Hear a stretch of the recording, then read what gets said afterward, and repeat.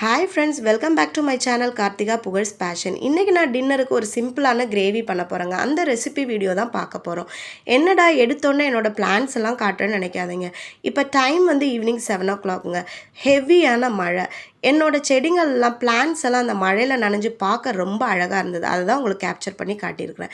Okay, without any delay நம்ம வீடியோக்குள்ளே போயிடலாம். நான் பச்சை பட்டாணியை காலைல ஆஃபீஸ் போகிறதுக்கு முன்னாடி தண்ணியில் ஊற வச்சுட்டு போயிட்டேன். ஈவினிங் 6:00 வந்தோடனே குக்கரில் கொஞ்சமாக மஞ்சத்தூள் உப்பு போட்டு தண்ணி விட்டு இந்த மாதிரி 4 விசில் விட்டு மாற்றி எடுத்து வச்சுக்கிட்டேன். நெக்ஸ்ட்டு 2 மீடியம் சைஸ் பெரிய வெங்காயத்தை இந்த மாதிரி நீல வாக்கில் நம்ம கட் பண்ணி எடுத்து வச்சுக்கலாம். அதுக்கப்புறமா கொஞ்சமாக கருவேப்பிலை, ஒரே ஒரு பச்சை மிளகா, கொஞ்சம் இஞ்சி பூண்டு விழுது, கொத்தமல்லியை இந்த மாதிரி சாப் பண்ணி வச்சுக்கிட்டேன். நெக்ஸ்ட் ரொம்ப மினிமல் அமௌண்ட்டில் பட்டை, லவங்கம், கிராம்பு, சோம்பு இதெல்லாம் நான் எடுத்து வச்சாச்சு. அதுக்கப்புறம் தேங்காய் பால், 2 மீடியம் சைஸ் தக்காளி இந்த மாதிரி மிக்சியில் அரைச்சி எடுத்து வச்சுருக்கிறேன். நான் இன்றைக்கி குக் பண்ணுறதுக்கு நல்லெண்ணெய் தாங்க யூஸ் பண்ணுறேன். கடாயில் நல்லெண்ணெய் விட்டுட்டு நம்ம எடுத்து வச்சுருக்கிற பட்டை, கிராம்பு, லவங்கம், சோம்பு இதெல்லாம் போட்டு லைட்டாக ஃப்ரை பண்ண விட்டுடலாம். நெக்ஸ்ட்டு பச்சை மிளகா, அதுக்கப்புறமா கருவேப்பிலை, அதுக்கப்புறம் நம்மளோட பெரிய வெங்காயத்தை இந்த மாதிரி வதக்க விட்டுணும். நான் இன்றைக்கி தேங்காய் பாலுக்கு ஒரு 7 to 8 தேங்காய் சில்லை மிக்சியில் தண்ணி விட்டு அரைச்சி நல்லா பிழிஞ்சு எடுத்து வச்சுருக்கிறேன். இப்போ நம்ம இந்த வதக்கலில் கொஞ்சமாக உப்பு ஆட் பண்ணி நல்லா வதக்கிக்கலாம். இது ஸ்லைட்டாக கலர் சேஞ்ச் ஆனோடனே நம்ம எடுத்து வச்சுருக்கிற இஞ்சி பூண்டு பேஸ்ட்டையும் இதில் போட்டுடலாம். நெக்ஸ்ட்டு நம்ம அரைச்சி வச்சுருக்கிற தக்காளியும் இதில் ஊற்றி நல்லா வேக விட்டுடணும்.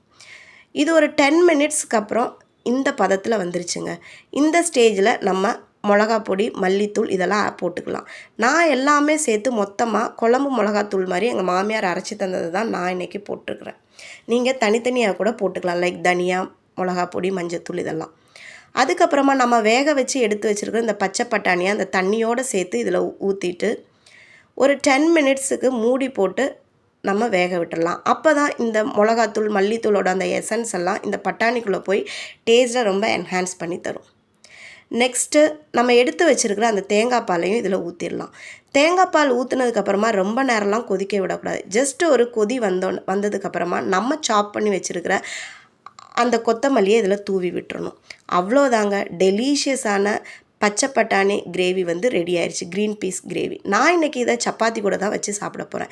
இது சப்பாத்தி மட்டும் இல்லை, இட்லி, தோசை, அப்பம், இடியாப்பம் எல்லாத்துக்கூடையும் பக்காவான காம்பினேஷனாக இருக்கும்.